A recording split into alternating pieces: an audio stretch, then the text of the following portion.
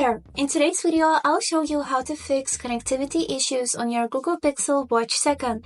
Let's get started. So, as a first step, we would need to swipe down to open the control panel, and here make sure that the Do Not Disturb mode, which looks like a stop sign, is disabled. We can hold our finger on it to be sure that the Do Not Disturb mode is turned off. The next thing, we would need to make sure that the power saving mode is also turned off. As you can see, here is named Battery Saver and it's also disabled. The next thing that we can try to fix the connectivity issues is to restart our watch. For that, hold your finger on this digital crown until you'll see appear the power off menu on the screen. And here click on this button Restart to restart your watch. And the last thing that we can try today is to swipe down and click on this settings icon. Then scroll down until you'll find this tab Apps and Notifications. Go to the Notifications tab and click Show All.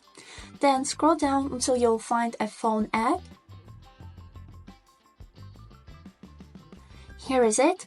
Click on it and make sure that all types of notifications are enabled. And that's it. After this, you should get calls on your watch normally as before, but if none of these help, it may be necessary to do a factory reset on your watch.